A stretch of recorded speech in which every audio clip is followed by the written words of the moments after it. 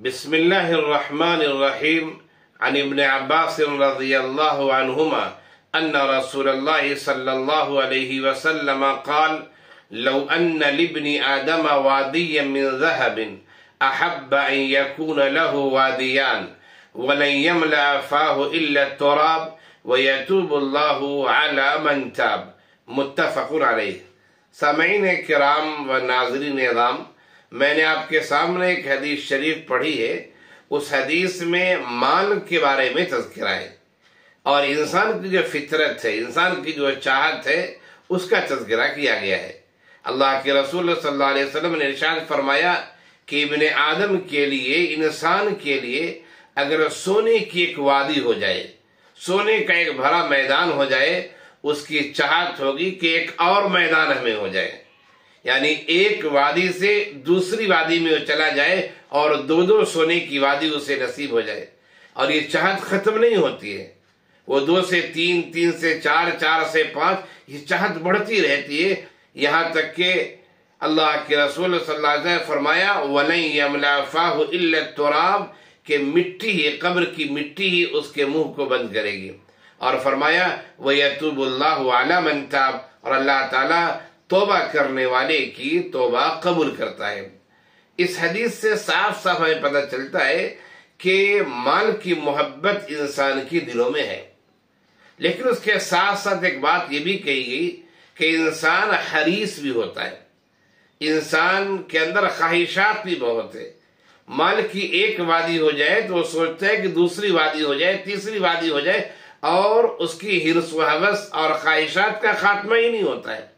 یہاں تک کہ جب مر جائے گا، موت آ جائے گی، قبر کی مٹی سے جب اس کا سامنا ہوگا، تبھی جا کے وہ بیار و مددگار وہاں ہوگا، اور اب وہ خواہشات کی تمنا اور حرص و حوث کے میدان میں نہیں جا سکتا ہے، مجبور ہو چکا ہے. اور پھر فرمایا وَيَتُوبُ اللَّهُ عَلَى مَن تَابَ، اللہ تعالیٰ توبہ کرنے والے کی توبہ قبول کرتا ہے. یہ بات سچ ہے کہ مال انسان کی ضرورت بھی ہے اور مال کی محبت انسان کے دلوں میں بھی ہے، یہ بات سچ ہے. اور شریعت نے مال کمانے کو منع نہیں کیا ہے، شریعت نے حرص و حوث کو منع کیا ہے، شریعت نے طمع اور لالچ کو منع کیا ہے. شریعت نے مال کمانے کا ایک دائرہ متعین کیا ہے کہ ان راستوں سے، ان راہوں سے مال کمائے جائے، ان طریقوں سے مال کمائے جائے تو مال کمانا حلال ہوگا، اور اگر ان طریقوں سے مال کمایا جائے تو مال کمانا حرام ہوگا، ناجائز ہوگا. اور پھر شریعت نے ہمیں یہ بھی بتایا کہ آپ جب مال کمائیں تو مال کو کن راہوں میں خرچ کرنا ہے، کن جگہوں پہ خرچ کرنا ہے، کن افراد پر خرچ کرنا ہے. شریعت نے ہمیں یہ بھی تعلیم دی ہے. تو مال انسان کی ضرورت ہے، مال کی محبت انسان کے دلوں میں ہے.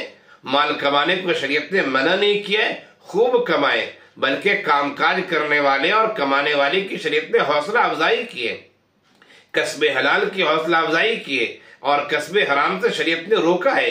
تو مال کمانا منع نہیں ہے، لیکن کیسے کمایا جائے وہ دیکھیں اور کہاں خرچ کیا جائے وہ دیکھیں. آج صورتحال یہ کہ انسان مال کمانے پر جب آتا ہے تو حلال و حرام کی تمیز کو کھو بیٹھتا ہے، اور پھر مال کی محبت اس کے دل میں ایسی بیٹھ جاتی ہے، محبت ایسی بیٹھ جاتی ہے کہ اس کا پڑوسی بھوکا ہوتا ہے لیکن وہ مال دے کر اس کی بھوک کو ختم نہیں کرتا ہے. فیملی میں وہ مالدار ہوتا ہے، اس کا بھائی غریب ہے، اس کا بھائی قرض میں دبا ہوا ہے، قرض تلے دبا جا رہا ہے، لیکن وہ بھائی کے قرض کی ادائیگی کی فکر نہیں کرتا ہے. کیوں؟ اس لیے کہ مال کا وہ حریص ہے، وہ مال کی حوث اور مال کی طمع اس کے دلوں میں بیٹھ گئی ہے، اور وہ شریعت کی تعلیمات پر عمل نہیں کر رہا ہے. تو یاد رکھیے، اس حدیث میں یہ بات کہی گئی ہے کہ انسان حریص ہوتا ہے، انسان کے اندر مال کی حرص و حوث ہوتی ہے، وہ مال کی محبت اپنے اندر اس طرح بیٹھا لیتا ہے، وہ مال کی محبت اپنے اندر اس طرح بیٹھا لیتا ہے کہ ضروری جگہوں پر ہی مال خرچ نہیں کرتا ہے. ایسا نہیں کرنا چاہیے. مال آپ کمائیں، خوب کمائیں، لیکن 2 بات یاد رکھیے کہ انکمی مال آ کہاں سے رہا ہے وہ دیکھیے، اور آؤٹ گوئنگ ہو رہی نہیں ہو رہی ہے.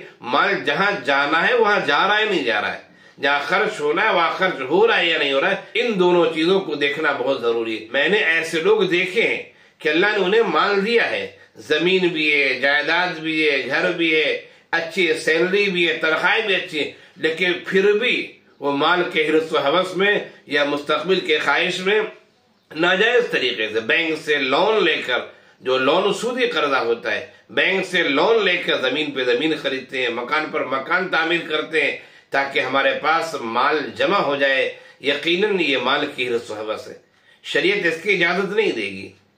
آپ غریب اگر ہیں تو کچھ شکلیں نکل سکتی ہیں، لیکن آپ اچھے خاصے ہیں، اچھی پوزیشن ہے، مالی پوزیشن ہے، پھر آپ سودی قرضے لے کر مال جمع کرنے کے حریص ہو جائیں تو شریعت اسے درست قرار نہیں دیتی ہے. اسی لیے اللہ کے رسول نے فرمایا آخر میں وَيَتُوبُ اللَّهُ عَلَى مَن تَابَ، اللہ تعالیٰ توبہ کرنے والے کی توبہ قبول کرتا ہے.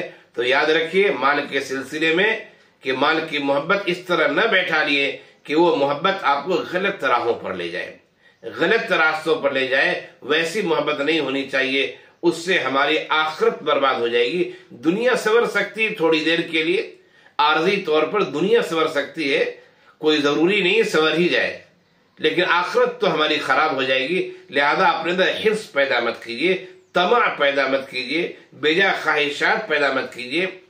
مال کی محبت ہے لیکن اسے صحیح رخ دیجیے، صحیح راستہ دیجیے، جائز سمجھیے، ناجائز سمجھیے، کہاں خرچ کرنا ہے وہ سمجھیے، اور مال کمانے کی طرف توجہ دیجیے. مال کمانے کو شریعت نے منع نہیں کیا ہے، کسب حلال کی ترغیب آئی ہے، کسب حلال کی فضیلت آئی ہے، کسب حلال کی تعریف کی گئی ہے. آپ علماء کرام سے معلوم کریں، اہل علم سے معلوم کریں، وہ آپ کی صحیح رہنمائی فرمائیں گے. اللہ تعالی ہم سب کو شریعت پر چلنے والا بنائے اور حرص و ہوس سے، طمع سے اللہ بچائے. اللہ تعالی ہم سب کو قناعت پسند بنائے اور حلال اور جائز راستوں پر محنت کرنے والا بنائے.